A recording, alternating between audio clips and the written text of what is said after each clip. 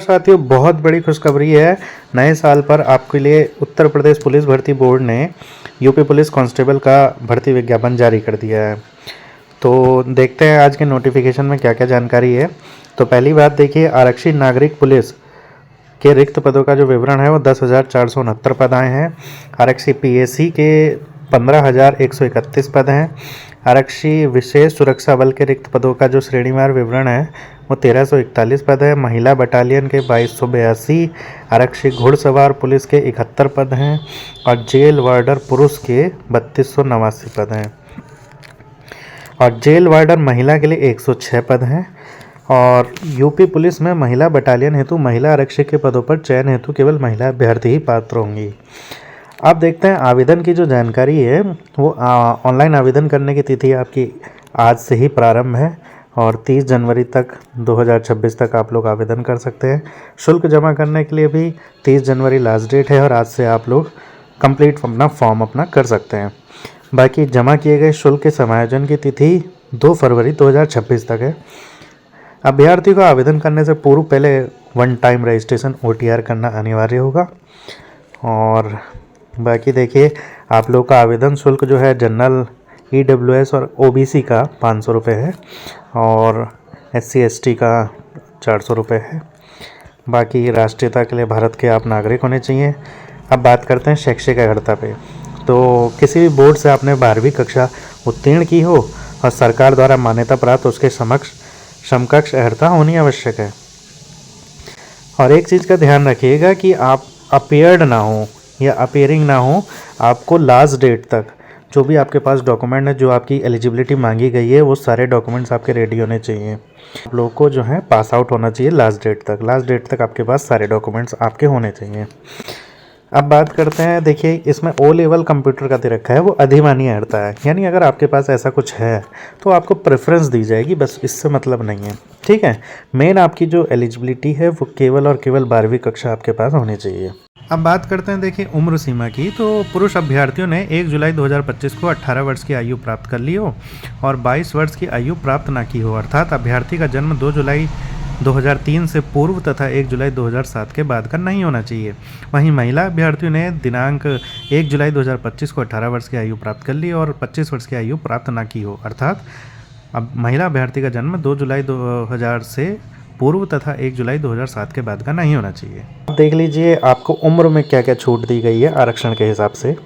तो पुरुष वर्ग का ये है, महिला वर्ग का ये है। ये आप अपने अपने उम्र के हिसाब से देख लीजिए कैटेगरी वाइज, वरना वीडियो बहुत लंबी हो जाएगी।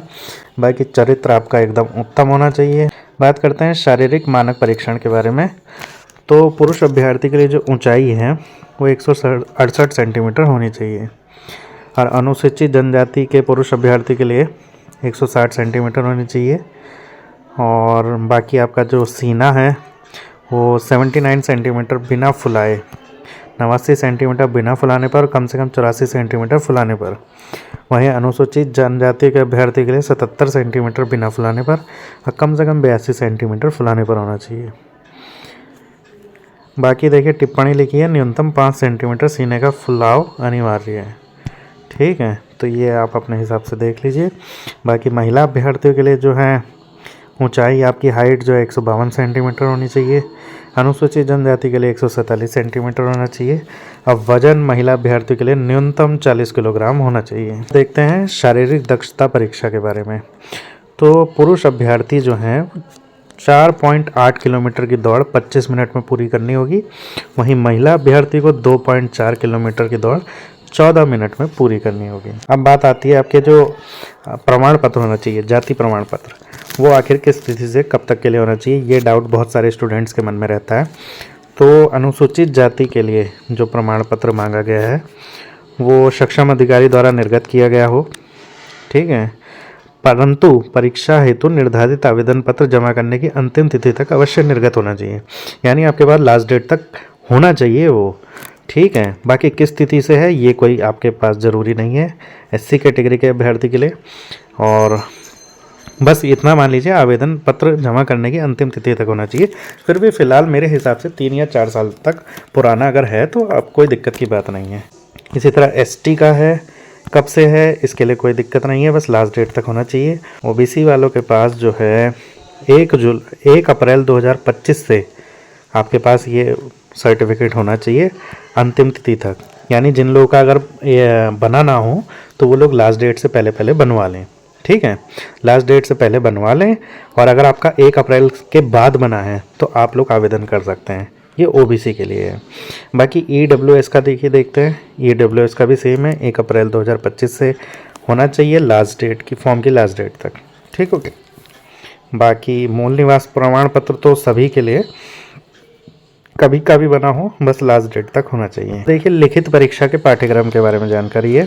तो सामान्य ज्ञान, सामान्य हिंदी और संख्यात्मक एवं मानसिक योग्यता, मानसिक अभिरुचि, बुद्धि लब्धियां, तार्किक क्षमता, कुल मिलाकर के 150 प्रश्न आपके आएंगे और 300 अंकों का ये पेपर होगा, ठीक है।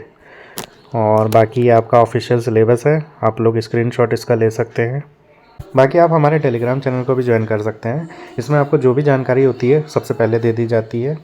और कुल मिलाकर के आप देख लीजिए, आरक्षी पुलिस के आपके 10,469 थे, पीएसी के 15,131, महिला पीएसी के 2,282 और एसएसएफ के 1341, घुड़सवार के 71 पद, जेल वार्डर के 3,289, महिला जेल वार्डर के 106 पद।